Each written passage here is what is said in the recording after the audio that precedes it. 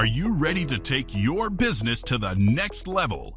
Every day there are countless books and articles that are published offering the key on how to make your business a success. It's easy to feel overwhelmed trying to keep up and run your business. That's why Deb Creer created the Business Power Hour. Keep up on the latest trends, best practices, and techniques for how to make your business a success. Let the Business Power Hour do the heavy work for you. Good morning, good morning. I am Deb Creer, and I am passionate about giving professionals the tools that they need to make themselves and their businesses as successful as possible. And we're going to have so much fun today and learn a lot because we're going to be talking about leadership. And this is going to be so interesting because right now, you've got to admit, it has got to be one of the most challenging times to be leading an organization that we're probably ever going to face. And it doesn't matter if you have an organization of 2 people, 2,000, 200,000. In fact, obviously, the more you have right now, the more difficult it is because we're right in the middle of the pandemic. And so this is going to be so interesting to talk with my guests. So please join me in welcoming Peter Montoya to our program today. Welcome, Peter. Deb, I'm thrilled to be here. Thank you so much. Great. Well, let me tell people a little bit about you, and then we'll just dive right into this. So there are gifted speakers, best-selling authors, and successful entrepreneurs, but rarely do you find all 3 in one person. Peter Montoya is that rare exception, a thought leader, a skilled orator, and a leadership strategist with real-life experience driving his insights and ideas. His business acumen, inspirational journey, human behavioral insight, and decades of real-life experience have helped him to become one of the most inspirational and sought-after speakers and coaches, specializing in leadership development and creating high-performance teams. When he isn't transforming organizations around the globe, Peter lives with his amazing wife and his 2 teenage children, who are probably home now, in Orange County, California. So again, Peter, welcome. Thank you, Deb. Great. Well, let's go back just a little bit and tell us how it is that that you discovered that this is your passion in life, because you have done several different things. Yeah, I've definitely been a serial entrepreneur. Mm-hmm. I've owned advertising agencies, finance companies, technology companies, gyms. I've done a little bit of everything. But at the end of the day, my passion really is in being a witness and inspiration to seeing people transform. Transformation is absolutely thrilling. It's when somebody actually has a new understanding of who they are or what they can achieve, and being around people who are transforming is truly a thrill. Right. I love it. And, you know, leadership is something that for some people comes naturally. For others, you know, they have it, shall we say, thrust upon them. You know, and then there are those that maybe shouldn't be leaders. But, you know, that's okay too. But it really is one of those things that I think the great leaders are continually learning. They're continually changing. You know, so even if they were the type of person that, you know, in kindergarten was the leader all the way through, you know, until now, all those various things, it really is the leader who's learning and continuing to grow. And so, you know, that's part of what you do is you work with people to really help them with those skills. So the perception of what is a great leader has completely flipped in my lifetime. When I was a kid, I thought leaders were kind of authoritarian. Right. They were really hard-nosed. You will do this. Exactly. My mother was German and English. She was very stoic. My grandmother even more so. So she had an authoritarian style. And I grew up on movies like Wall Street with Gordon Gekko saying greed is good, and he was very intimidating. I grew up on movies like Full Metal Jacket with a drill sergeant who basically said, if I want your opinion, I'll give it to you. Or, you know, the Jetsons and Mr. Spacely screaming, you're fired. And so that's kind of what I thought a leader did. They were always right. They were completely perfect. They were beyond reproach. They were never to be questioned. Basically, the idea was you do what I say. And that whole idea of a leader today is completely incompatible with Right. modern environment. Mm-hmm. Today, leaders are incredibly humble. Mm-hmm. They realize they don't know it all. They Mm-hmm. don't really kind of brace themselves to being right all the Mm-hmm. time, and they are perpetually growing. Mm-hmm. So one of the things that I really embrace as a leader myself who's constantly in growth, is I realize that feedback is the Mm-hmm. oxygen of growth. Mm-hmm. And so if you're starving yourself from getting feedback, Mm-hmm. you really are starving yourself from any kind of growth at all. Right. But it's tricky because you still have to be the leader and make the decisions, sometimes the very hard decisions. And you want to get feedback. You want to be part of the team, but you still have to be the authority. So Mhm. how is that a challenge for people? That's a great question. And so the way I thread that needle is you can be very confident and have a Mhm. lot of self-confidence, but you don't want to have arrogance. Right. So you can be confident, get Hmm. lots of feedback, and once you've made, Hmm. deliberate, really grind into a Hmm. decision, be thinking about it, have healthy debate and Hmm. discussion around a decision. But then when you have a lot of confidence, once you've made the decision and actually moving Hmm. forward. Right. Arrogance, on the other hand, is you make a quick decision, you don't listen to feedback, Hmm. and any criticism just gets squashed. Right. That's Or what we people don't. don't even give it. That's exactly right. They're too intimidated Hmm. and too afraid to give you feedback, which is Hmm. really, really unhealthy, both for the organization, for them, and also for you. Right. And of course, great leaders are great communicators.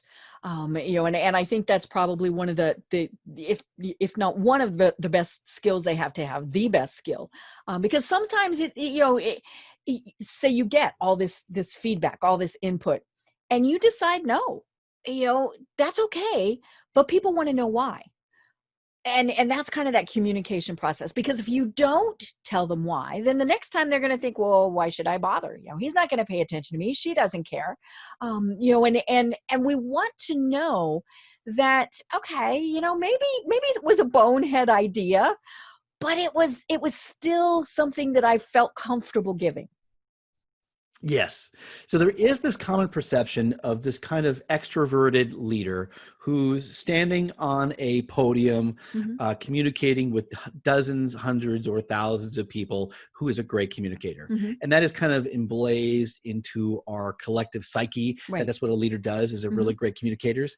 And the truth is, not all leaders are. So Right. Hmm. you actually can become a phenomenal leader Hmm. and not be phenomenal at Hmm. communicating. I mean, we look at Stephen Hawking. Stephen Hmm. Hawking was a transformational Hmm. leader, Hmm. and he brought about a new era in Hmm. astrophysics. However, if you were to sit down and have a conversation with him, when he was alive, was very, very painful. Hmm. Wasn't a great orator, Right. but obviously he communicated well enough Hmm. to transform Hmm. the industries he was involved in. Hmm. Now, for most business, it is really hard for most Hmm. organizations to be an effective leader without phenomenal communication. Right. Right. And it's funny because I think we've all had the bad bosses. Uh-huh. I had one who horrific, horrific, horrific. And it was funny because we sold candy. And you would think that would just be a business that, everybody'd be all sweet. Oh no. And this man, I mean, he really was horrible. He was the screamer. He Oh, was the throw chairs. He was, oh, all of this stuff. And I was young. I was in my early 20s when I worked for him, but I was raised, both my parents did a very good job about teaching me to stand up for myself. And so I hadn't been there very long, and I went in and I told him, you will never ever do that. And I said, and you will certainly never ever call me names, because that was his other big thing. He oh my liked to swear, gosh. he liked to call people names. And I remember I had, and it wasn't even something I had done, but he was mad and he called me the B word. Oh my gosh. Now, I remember, and he was a large man, well over 300 pounds, so very physically intimidating too. And I looked at him and I said, that's once. And it stopped him. And of course, I lowered my voice, which is kind of one of those communication techniques. If somebody's screaming and you lower your voice, a lot of times they lower theirs too, yada, yada. And he said, what do you mean that's once? And I said, that's the only time you get to do that. You do it again and I own your company. And he actually, from then on, was pretty nice to me. Mm-hmm. Now, he Mm-hmm. screamed and yelled at other people, but it was painful to work for him. He had no loyalty. He actually had, from a financial aspect, a very successful business, but in Mm-hmm. all other aspects, it was a disaster. And I think Mm-hmm. that's one of the things that we see with a good leader is, or not a good leader, with a problem leader, is they might really make a lot of money. They might really, there's various things that they might do really well, but overall, the company's a disaster. Absolutely right. So that's what I call a single factor leader. It's a leader who leads by authority, Right. and they usually try to get compliance. They get compliance by fear, intimidation, by rage. And what they find is their organizations never grow beyond their level of Right. intimidation and fear. So today's modern leadership is about, you're exactly right, the complete and total opposite. We call them five-factor leaders. Right. And their job is to actually unleash the creativity and the passion and the inspiration of their people, so their people actually do more than what's required versus just trying to do what is barely required of them and avoid any trouble. Right. And it's funny, we all kind, and I'm just going to group us all together. All of a sudden, we scoff at millennials, but they're in many ways the driving factor, the driving factor in this. They want to be treated fairly. They want to have a say. All these various things. The people of my generation a lot of times went, oh, either I'm not going to say it or it's not going to be well received or any of those things. I just, whatever. Millennials are like, no, you're not going to treat me like that. And I'm not going to work for a company that does that. Excellent point. So I think you're right. A lot of society scoffs at millennials, but I think millennials actually have it right. I know. I know for me, I was kind of born of the philosophy that, greed is good. Making a lot of money is good. You make a lot of money and success equals happiness. And I spent, better part of 20 years on the treadmill of working 70 hours a week, paying high personal prices and high relational prices. And I realize now in hindsight, I had the formula wrong. Today, it's really about living a life of purpose. Right. So doing not only, obviously making enough money so you can sustain yourself, but doing work that matters to you and to society, and having relationships with people at work and having time outside of work to do things that are really healthy. So yeah, we were kind of raised on this whole idea, it profits at all costs. That was it. You make money no matter what. Right. And millennials are basically saying, well, money isn't everything. So we're scoffing at them, and yet we know they have the formula right. Right. And it's funny. I was talking with a guest a couple of weeks ago, and we were talking about the fact that, we're always told, if you're doing what you love, it's the greatest thing. There are a lot of things that we do in our businesses that we don't love. And his point was, he does what he does so he can do what he loves. Yeah. And I loved that, because that's exactly what you were saying. He goes to the factory, he makes the donuts, right? The old Dunkin' Donuts commercial, got to get up, got to make the donuts. But he does that so that then he can do what he loves, which is spend time with his family. When he can, he travels, all of these things. And I think that's, a good leader also empowers his employees, his staff, all of those people to be able to do that too. Now granted, you can't just let everybody go willy-nilly, but when they know, we can take a vacation and be okay. I remember thinking, we can't take a vacation. Nope, can't take a vacation. First of all, they might discover that they can live without me. Who wants them to know that? But we kind of felt like we couldn't. And that good leader really shows people, you know what? You come, you work, you do what we want from you, but then you go home to what you love. Yes. So you're absolutely right. It's another great point with the ethos that we were growing up with was, it was a point of pride to not take vacations. Right. I didn't take vacations for years. It was, a point of pride, how many hours I worked. And now I realize that was absolutely silly. So now you're absolutely right. We want to have balance. Now, something you touched on, which is really interesting in there, which is, one of the things a leader does. So I really think, under the single factor leader, which was the leader, the authoritarian leader we grew up with, their job was to do the strategy, the vision, the thinking, Mm-hmm. and also the dictating for the organization. They were Mm-hmm. basically a little mini dictator for the Right. organization. And that was the primary Mm-hmm. goal of a leader. Mm-hmm. So today, under modern leadership, I'm going to put you on the spot here, Deb. Uh-oh. What would you guess is the number one job of a leader? Delegate. Good answer. You're in the right I'm right close. zone. I'm You're very close. close. Oh, Very good. good. Well, so here's the deal. When you delegate tasks, you Mm-hmm. create followers. When Mm-hmm. you delegate authority, Ah, you create leaders. right. The number one job of a leader today Mm-hmm. is leadership development. Mm-hmm. So the job of a leader is to actually develop other leaders. Mm-hmm. So when I first started with my business 25 years ago, I was, I'll give you a little insight. I've got ADHD. And ADHD is both a curse and also a blessing. Mm-hmm. People think people with ADHD have no focus and concentration, and that's not it. Right. Most people have a very, very moderate amount of focus and concentration. Mm-hmm. And when you have ADHD, you either have a ton or Mm-hmm. you have none. So Right. on things that don't interest Mm-hmm. us, it is like pulling teeth to keep Mm-hmm. our attention. Oh, yeah. And when we're interested in something, oh my God, it's hyper Oh, focus. you're just there. We're Mm-hmm. there. Oh my Mm-hmm. gosh.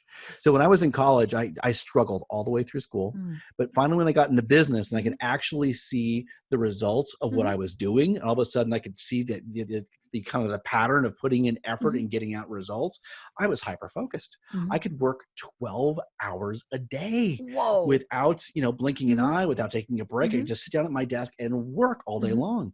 And so I had this amazing personal productivity. And I started hiring my first employees back in Mm-hmm. 1998.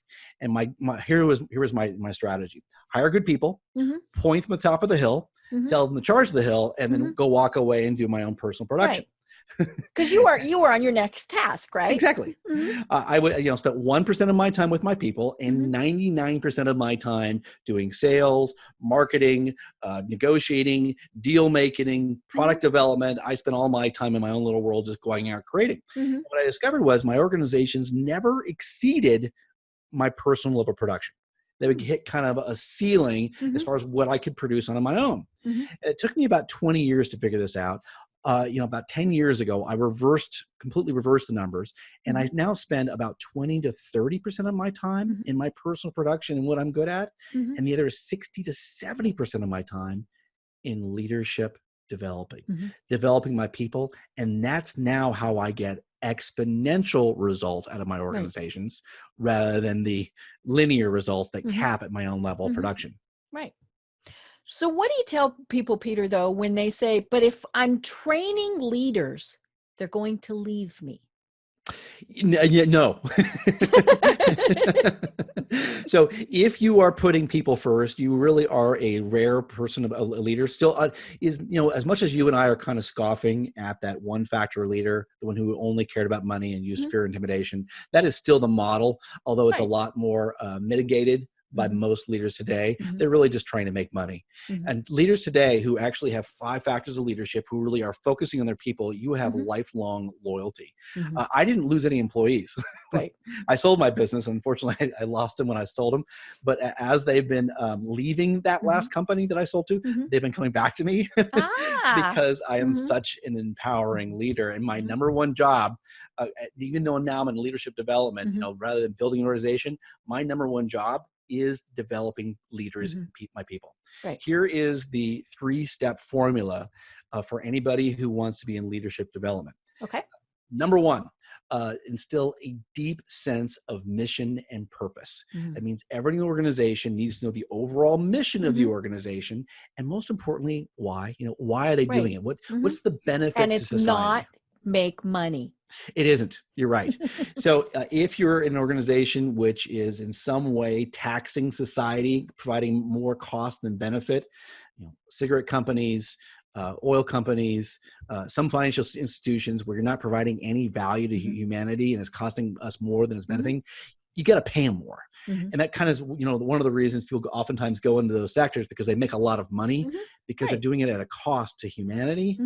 You can't do that. So no matter what you're doing, housing, financial services, architecture, engineering, as long as you're providing some kind of benefit, you can pay them fairly, but they get rewards out of doing good for other people. So mission and purpose is number one of the organization, of their team, and what are they doing? What's their contribution? Number two is something called absolute responsibility. Absolute responsibility is different than normal responsibility. Normal responsibility is primarily about blame or shame. Who's at fault? Who's going to get fired? Who are we going to go chew out? That's what normal responsibility is. But cultures built on absolute responsibility is about ownership. Who owns the situation? Because here's the thing. When we own a situation and we really don't think about taking either credit or blame, we own a situation, we can change what we own. We cannot change what we do not own. We have no control over it. So absolute responsibility is about giving as much authority as possible down to your, I'll call them line workers for lack of a better word, the people who are actually client facing as much as possible. Right. So that's number two, is make sure everyone has absolute responsibility, own their outcomes. And then number three is competency. Competency in both whatever their profession is, whether it be an accountant or a project manager or a plumber or whatever it is. But most importantly, decision-making competence. You need to start having a lot of transparency in how you make decisions and actually train people on how to make decisions. So, nowadays I make very few decisions. Most of my decisions are after a collaboration and have to do with direction and vision of the organization, but lots and lots of input. But nowadays my managers will come to me and say, here's the problem. I'll ask them lots of questions about the problem and say things like, well, what do you think? What are our options? And I mainly do coaching. And usually these days, unless the consequence is catastrophic, I let them make the decision. So that's how we create leaders, or how we empower people, is mission and purpose, absolute responsibility, and then competency, especially in the area of decision making. Right. And it's funny because one of the things that will drive me nuts faster than anything is if I'm, asking someone something and they say, I don't know, I have to ask my manager. Right. Now, many times they don't have to. I mean, they could make that decision. And now there are times where you have to. I mean, it's probably not 100%, but, and maybe it comes back to when you're, we all, have had the experience of going in and buying a car, and you say, okay, I will pay you X number of dollars. I have to ask my manager. And they go away and you see them off there in their little raised area, right? It's always because they're looking down on you. And they come back and the piece of paper has happy faces and all those things written on it. And the manager spoke.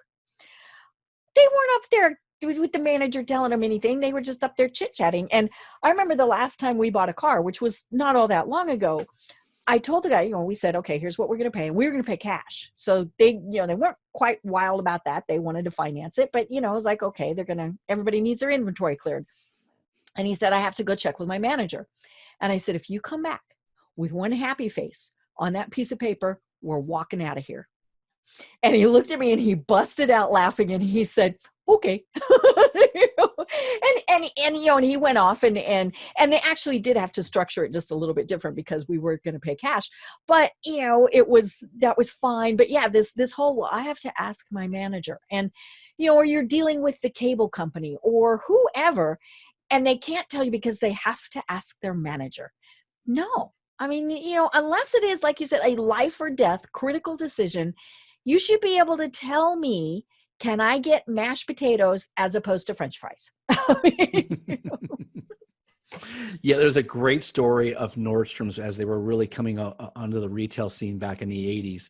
And more or less, their clerks could make any refund decisions they thought were adequate. They were given the authority. Right. And that level of empowerment led to people, they're salespeople who actually were passionate about their jobs, who loved working for the company, and that translated into the service they gave to their customers. It built a great brand, great reputation, and also a very, very loyal sales force. So that is the argument that I'm making, is to push more authority, not less, down to the people who are actually client facing.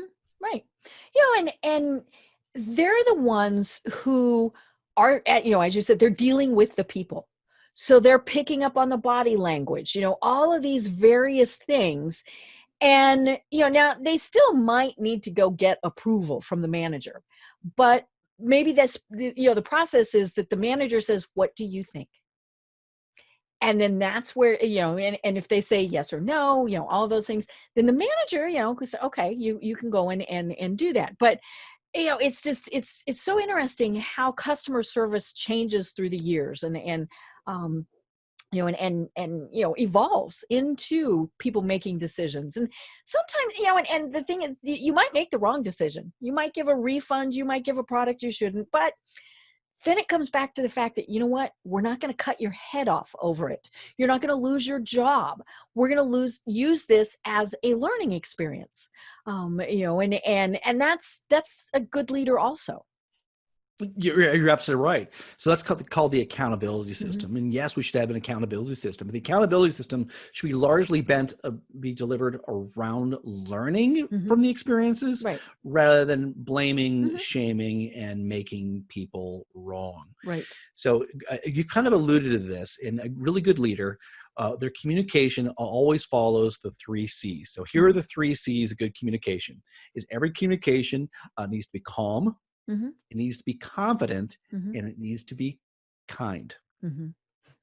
Those are the 3 C's of good communication. So yes, when you're in a learning situation where you're going back and to look at what happened and what went wrong with an employee, a contributor. I'll talk about that in a minute, and never call them employees, we call them contributors. Is that you're looking to blame or shame them. You're just looking to understand what happened so you can actually improve from the experience. Right. The most common questions I ask whenever we do a post-mortem on an event or a marketing exercise is what worked and what can go better next time. Right. And we learn from those things on a regular basis. And it's not what went wrong. No. It's what can go better. Exactly. Same question, different take. So yeah, we really want to work in having an environment where people don't feel shame. We just don't want them. We call it non-judgmental performance enhancement. So we're always looking for ways to couch things in ways people feel good about what they did. They can take away their wins, and we can learn and grow. Right. It's funny because one of the things that I was thinking about as we were talking about this was, I mentioned, somebody said, well, what if you empower them, you train them, all these things, and they leave you? Well, you know what? You should be glad, because maybe they got something that is the job that is their passion. Maybe they start their own business, whatever. You should be glad that, that they are taking what they learned and doing better. But the funny thing is, of course, they'll still be really loyal to you. But yeah, so wishing them luck. And maybe they're just, maybe it's just that what they're doing isn't the best fit. And so going on is what's better for them. And so be glad for them. We all laugh that when we quit, we shouldn't really burn our bridges. Well, same thing, don't burn the bridges when someone leaves. Of course.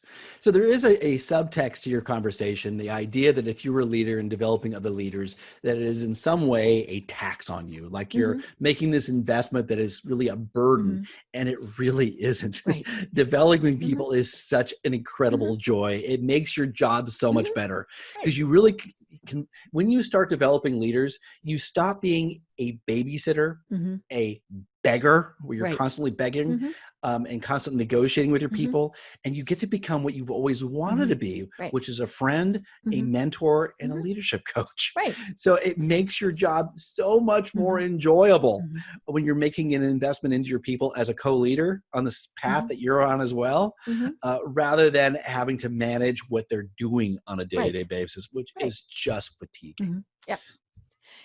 And I mentioned at the start that as we're recording this, we're right in the middle of the pandemic. A great majority of people are still working from home. Offices aren't open. If they are, it's a very limited degree. Obviously, there's essential workers, people like that. But the leadership has really been a challenge right now for a variety of reasons. And one of the things that I heard, and this was just on the radio this morning, was that many leaders said it's going much better than they had thought it would. Mm-hmm. And, there's a variety of reasons for that, but a good portion of it is just exactly what we're talking about. You weren't having to watch over their shoulders, to babysit them. You trust them. There were some growing pains, especially because it was you're going home tomorrow. I mean, nobody had any planning. It's not, like I know people who said, but I don't have an office chair. Or even more important, they might have had a chair because but they didn't have the right technology, the right equipment, all sorts of things like that. And so, the first couple of weeks really were pretty rough. But then I think a lot of people discovered, wow, this works.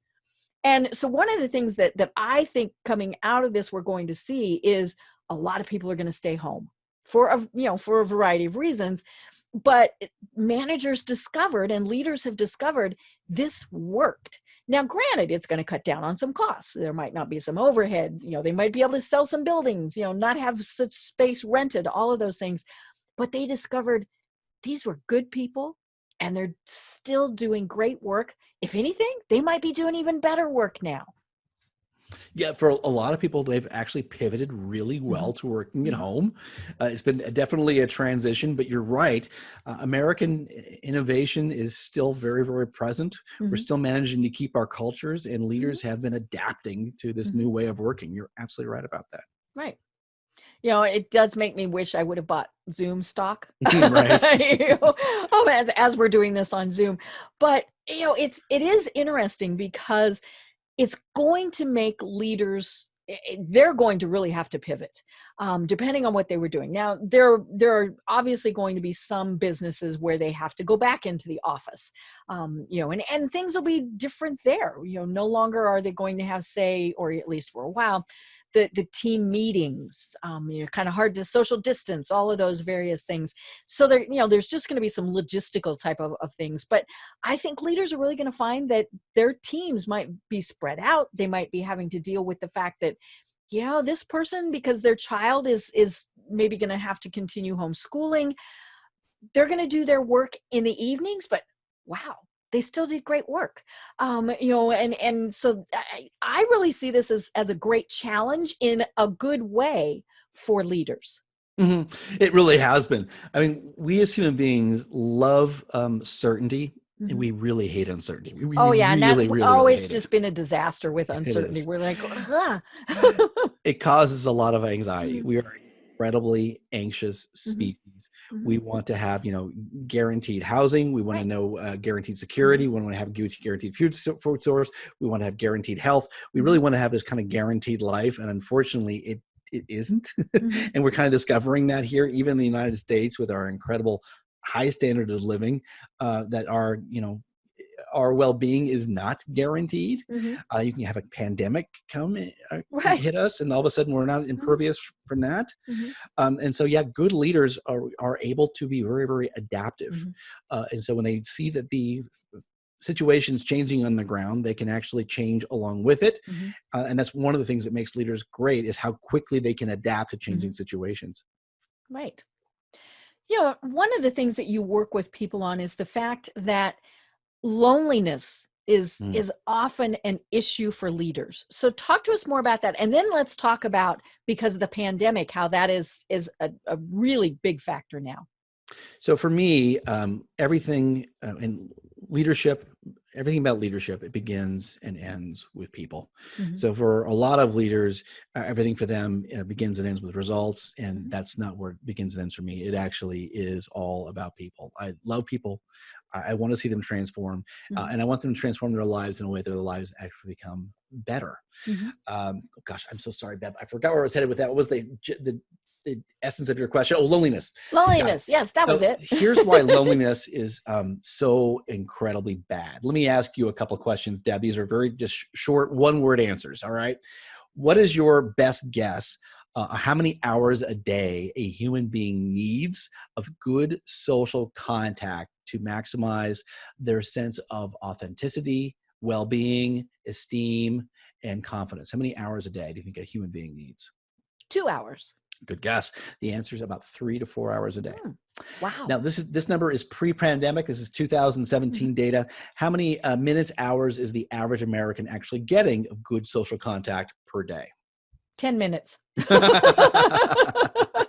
Good guess. And the answer is 41 minutes. So we need between 3 and 4 hours. We're getting, this is pre-pandemic, 41 minutes. I don't know what the numbers are now during the pandemic.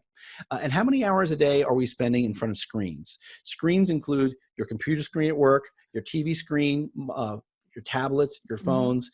How many hours a day are we spending in front of screens? Well, it's far too much. And 8 Good at guess. least. That's 11 and a half hours. So we need 3 to 4 hours of human contact to kind of maximize our sense of confidence and esteem and well-being, to minimize anxiety and depression. We're only getting 41 minutes and we're spending 11 hours plus in front of screens. Now, the reason this matters to me is when people are feeling depressed, anxious, the confidence is low, they're not bringing their best. They're not able to, they don't feel confident engaging. They don't feel confident about collaborating. They might be over there in a meeting and kind of in self-wallow. They might be ruminating about a bad interaction. And when we are feeling our best, we are much better leaders. We connect better. We are engaged more. We're giving our best. And that's what we're looking for, is how do we minimize the taxes that happen in so many organizations? You know, the squabbles, the office politics, the boundary violations. How do we minimize then that so we can spend as much time as possible actually productively meeting and engaging and developing each other and also producing great results? And so that's one of the things I'm so focused on, and why I think it really matters that we actually connect in the workplace and we connect outside of the workplace to really maximize our overall well-being. Right. And unfortunately now we've lost those connections. And I agree that we shouldn't, a lot of people have said, we shouldn't call it social distancing. We should call it physical distancing, because we need that social. And it's weird because now we're having to combine it. We're not supposed to have screen time, but that's the only way we can connect with people right now. And I think that really, it is a challenge. And it doesn't matter if you're extrovert, introvert, all of those various things. The fact that we don't have that right now, I think, is an issue. I definitely feel it. Now, clearly I'm really social. But it's just, people just miss that. Some of my friends who are true introverts have said this is even more difficult for them because they're just, it's different when you choose to isolate than when you're forced to isolate. I couldn't agree more. So, when our society was open and we were very productive, the kind of complaints I was hearing is this, there's so many people on the road, there's so much traffic. I went to the bars and restaurants, they were so crazy and they were so full. And we were, we were involved in a work confrontation and somebody, upset them or they offended them in some way. They were kind of bristling at all of the imposed upon costs of social interaction. And now we have that taken away from us. We're like, oh my God, I really miss this. I know. I miss going to Bob. I want to see Sue. All of those things. I just want to, I used to complain about airplanes and hotels. Please let me go to a hotel somewhere. I just want to sit in the hotel lobby and just see people, I miss my meetings. I miss, getting upset. I miss the social interaction. So I used to believe that there were 3 legs to our overall health. Here are the 3 legs that were on there. And I realize now that I'm missing one. The first leg is diet. Obviously what we're putting into our bodies really matters to our physical health. Number 2 is exercise. We should be exercising vigorously at least 3 times a week. Number 3 is sleep. We need, even us adults, need between 7 and 8 hours or more of really good sleep. And the 4th leg to our physical health is social interaction. So we need 3 to 4 hours of really good empathetic connections every single day where we're not with another human being in front of a screen. So empathy is what really matters. And we still can get that, by the way, through a Zoom call. It's not as good as sitting across from you having coffee or having dinner, something along those lines. But, I've been scheduling 30-minute Zoom calls with friends just so I can, or FaceTime calls or Facebook Messenger calls where I can video talk just so I can see them. So they think neuroscientists think there is a neuron in the brain called a mirror neuron. And when we see other people and we're empathizing with them and when we're connected with them, it releases more oxytocin into us, which is one of the things that makes us feel better. Right. And it's that actual interaction. It's Mhm. not going on Facebook and reading what Mm-mm. people are saying, No. because all that's going to do is upset you. Yeah. Let's just be honest. And I spend quite a bit of time on Facebook, but I also have learned scroll past, ignore. I mean, for whatever it is. But yeah, it is that interaction. And what's been fun is seeing how families are really coming back together. Mhm. The having dinner together, working on puzzles, going for walks. We've got a big trail here behind the house that we use every day because we walk the dogs. But now we're seeing, and we see them every night, family groups, whether they're riding their bikes, whether they're walking, whatever. And and it's the same families, so we're all pretty, I'm sure what's happening is we are all eating dinner and then we're going out. And you know 4 months ago, I mean, I'm even lost as to when this whole thing started. We didn't see those people, and now we do. And of course, what I'm hoping is that continues, that people continue to say, hey, we need to spend time with our kids.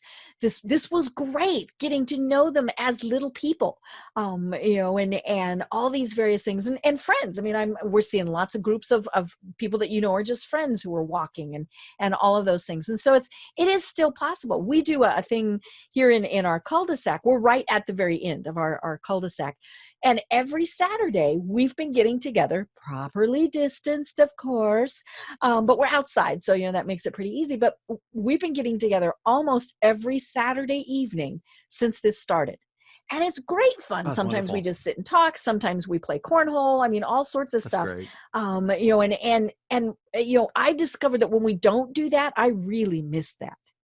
Yeah, I can totally imagine that too. Mhm. That is such a great, wonderful, fantastic habit for you. I'm so Mhm. incredibly happy that you're getting innovative. So, as the quarantine and pandemic has been evolving, we're learning a lot more about how it spreads. Mhm. And it turns out the three most simple things you can do to almost eliminate any risk Mhm. of getting COVID are the following. Number one, socialize outdoors. Mhm. Being outdoors with Mhm. a wind, it Mhm. turns out the aerosol from our breath creates Right. a little bubble around Mhm. us. And when Yeah. you're And so outside in the blow it wind, away. it dissipates. Mhm. And usually not enough of that would Mhm. actually get caught in somebody else's lungs. Right. Number two, stay 6 feet apart. Mhm. Mhm. So even when you're outdoors, Mhm. can't be 3 feet apart. You really got to be six Right. feet apart. Your aerosol bubble usually doesn't extend past Mhm. that. Right. And then number three is to wear a mask. I know. I Those know. three things will Mhm. almost Mhm. virtually Mhm. eliminate any risk of you. So if you want to Right. socialize, just follow those Mhm. three simple steps: Mhm. outdoors, a mask, Mhm. 6 feet apart, and you're actually in Right. pretty good shape. Right. And without it turning into a political discussion, now I wear a mask. I mean, that's just, I go out, I wear a mask. Now it's become a fashion statement. Does this match Right. this outfit? I mean, all these various things. And I'm pretty sure that my doctors are going to tell me you're wearing a mask for a really long time. And that's okay. But it's fairly simple steps that we can take to do that. But that comes back to the leaders. Are they wearing them? I saw a thing and this was on Facebook last week, but it was just, that was where they posted the pictures. It was a business association meeting. We have lots of those down here in Atlanta. I love them. They're great. They're kind of area focused because it's a big area. And so, rather than just having a chamber, there's these smaller kind of groups. And so one of the groups got together last week in a restaurant, no masks. Yeah, no social distancing. I mean, lots of pictures of hugging, and it was a buffet where people were serving themselves. Oh dear. I would have left. I mean, it Yes. would have, Yeah. my blood pressure would have just kept going, boogada, boogada, boogada, boogada, boogada, and I would have had to have late, and of course my fear is that there is one asymptomatic person who went. Of course. And that's, that's the whole thing. But coming back to leaders, the leaders should have said, we're going to do something different. One of the other business associations that I belong to has started having their monthly lunches again, but they're outside. The table that normally would have seated 8, they're putting 4 people at. It's a box lunch. I mean, all these various things. So the leaders set the tone for how it's going to go forward. Yes. So one of the most important things a leader does is model the behavior that you Mm-hmm. want among your people. Right. It's absolutely, Mm-hmm. completely and totally right. And when a leader really knows what matters most, they have a really strong sense of a moral compass, Mm-hmm. and they know what their meta value is. My meta value is maximizing human well-being. Mm-hmm. And so when knowing that it's at the top of my compass, Mm-hmm. I would never want to put my people in a way Right. that would actually cause them that kind of physical Mm-hmm. risk. Mm-hmm. Right. And unfortunately, it has meant that we've lost businesses, that businesses have closed, that they've lost employees. Mm-hmm. I mean, all sorts of things. And I mean, that's the other bad part about all of this. So many companies tried to do as much as they could for as long as they could. Mm-hmm. But this obviously drug on a lot longer, and who knows really how long it's going to go. Is there going to be a second wave? Is there not?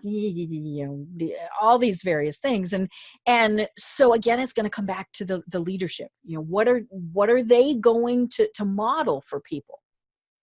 You're absolutely right. It's been absolutely crushing to see so many small business owners Mm-hmm. have to close their doors. Right. It really is. Mm-hmm. My heart goes out to Mm-hmm. them. And what makes it so hard is they feel like the government is doing it to them, Mm-hmm. and rather because the COVID's invisible, so Right. they can't see it. No. So if it Mm-hmm. was, Godzilla crushing the shores, and they actually saw, I'm voting for Godzilla. Godzilla or aliens are the next thing. right.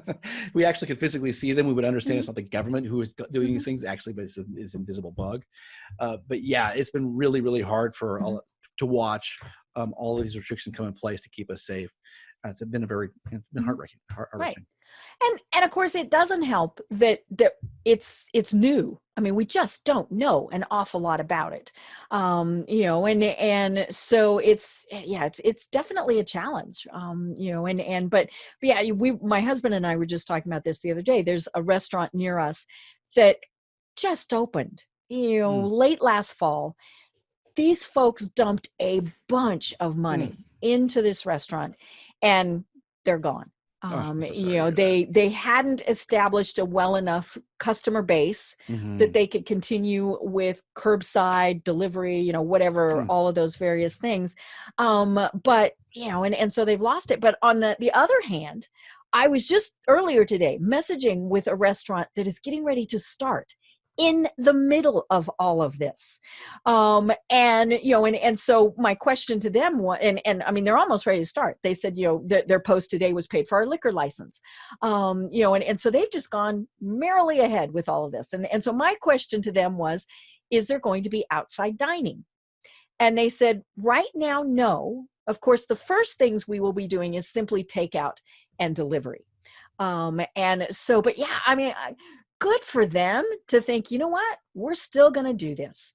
And I really hope that they are very successful. Oh yeah, I hope so too. It's a brilliant pivot on their part. I'm inspired.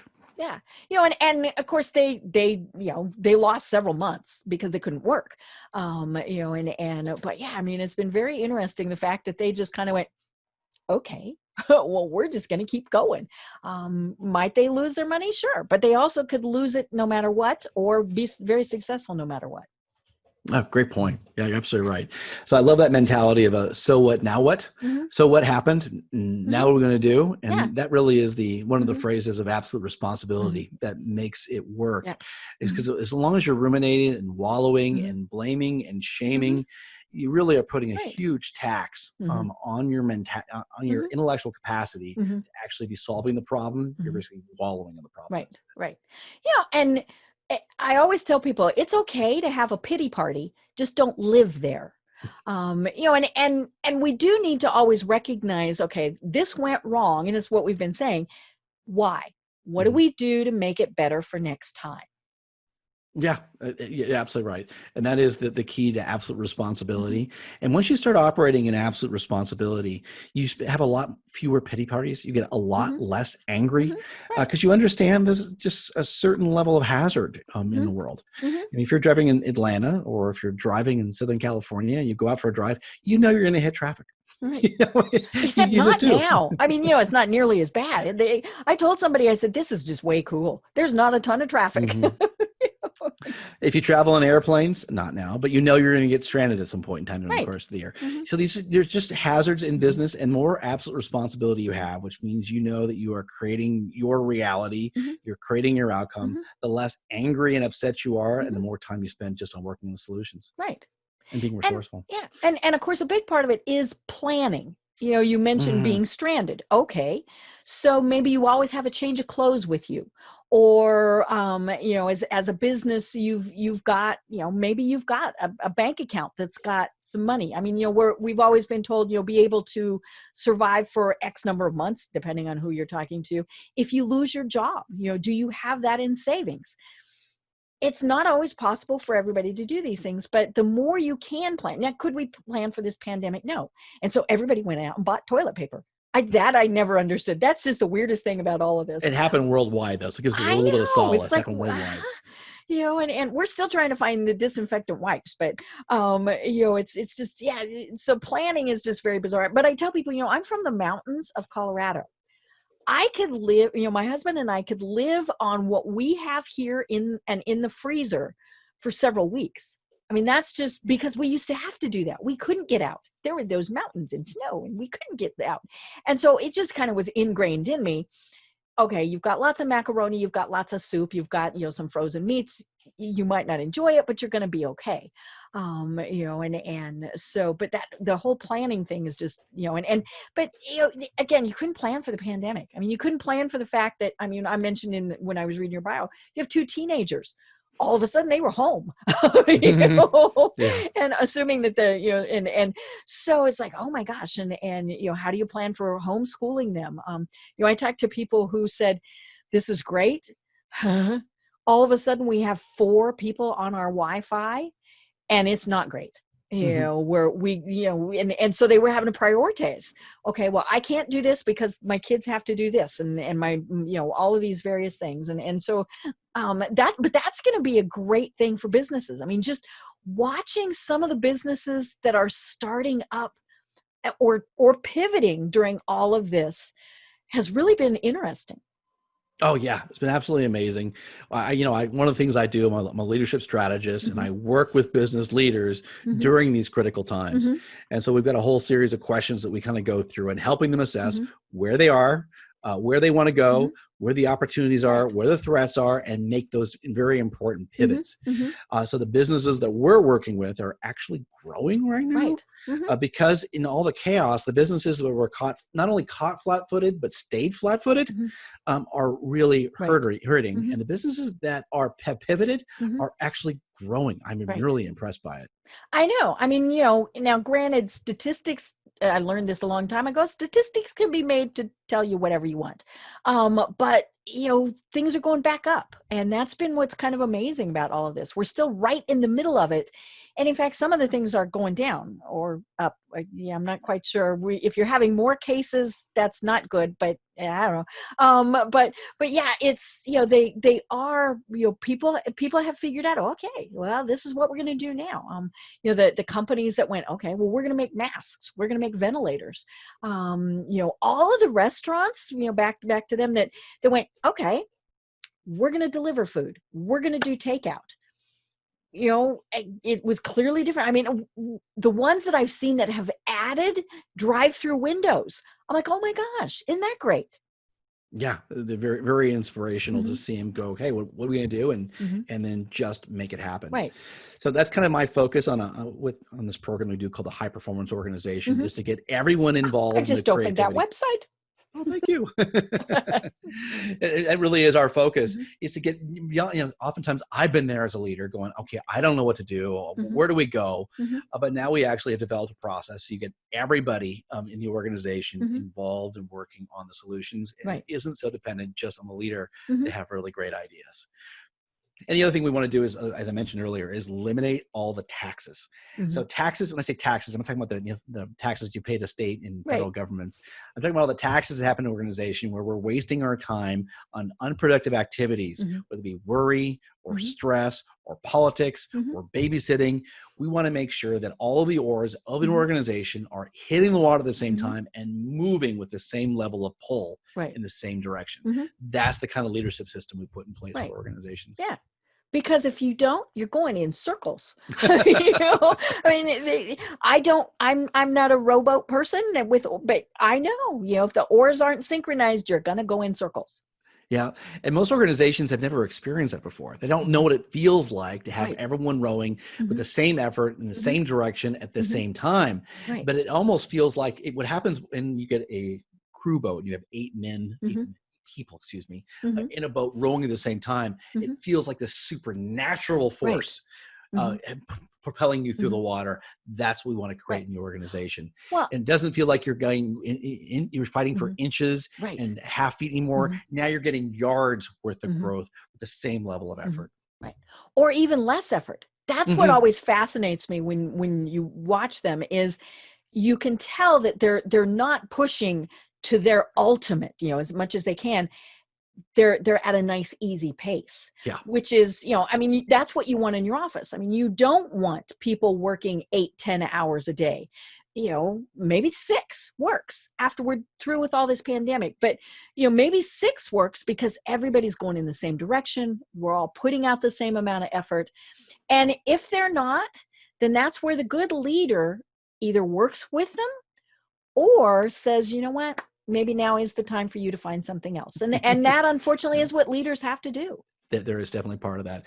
It's, one of the big areas we focus on is called boundary enforcement. And boundary enforcement is how we as individuals keep ourselves safe and also an organization safe.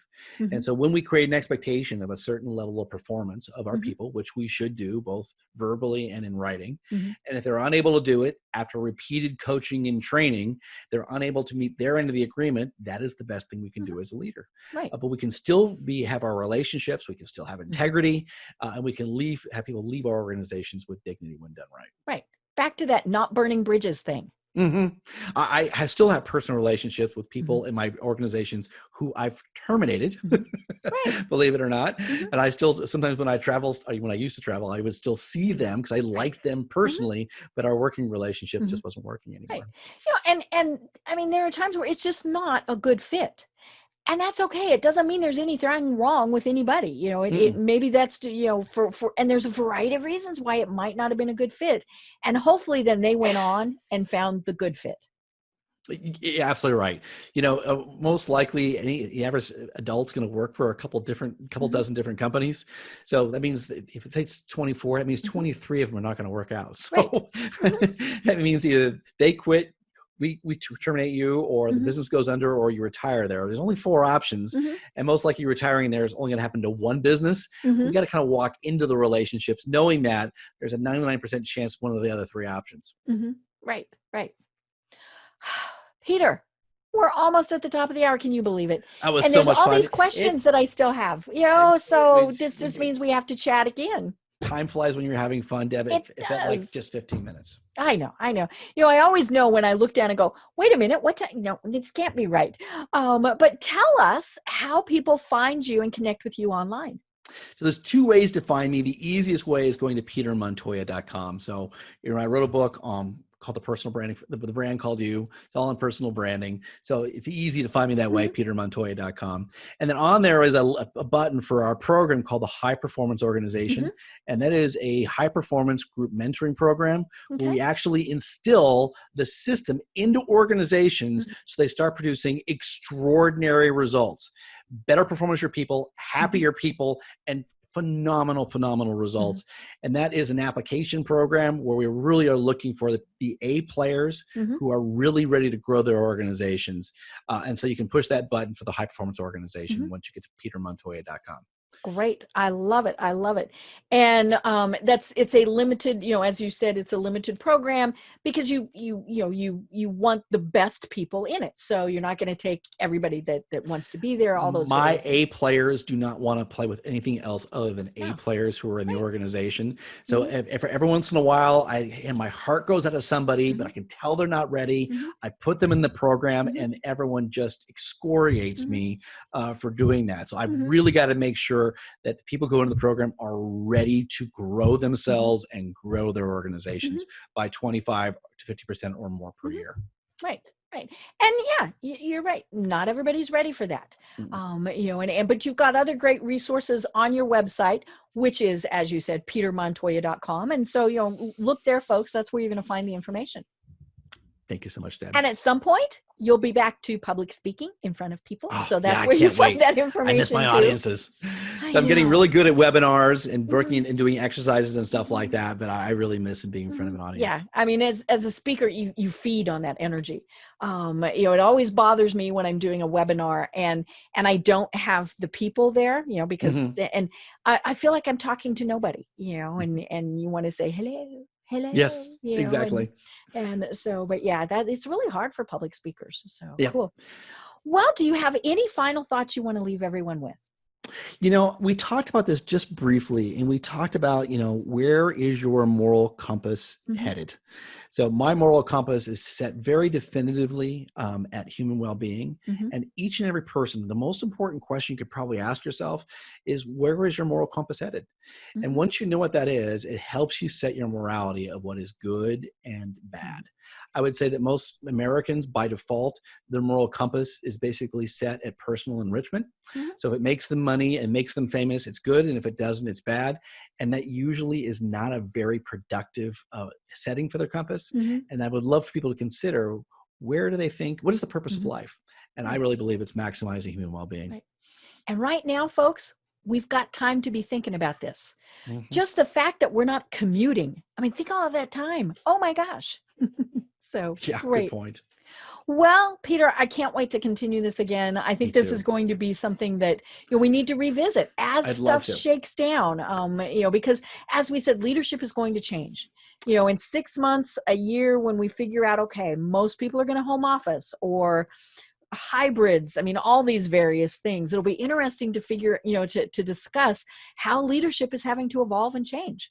We certainly will. I've got a couple books in the works, so I'd love to come back and chat with you again, Deb. Perfect. I love it. Well, obviously stay in touch. And until then, I'm Deb Creer. I've been having an absolutely fascinating discussion about leadership with Peter Montoya, and everyone have a great day. Tune in for our next program for even more trends, best practices, and techniques for how to make your business a success. The Business Power Hour, hosted by Deb Creer, is proud to be part of the C-Suite Network.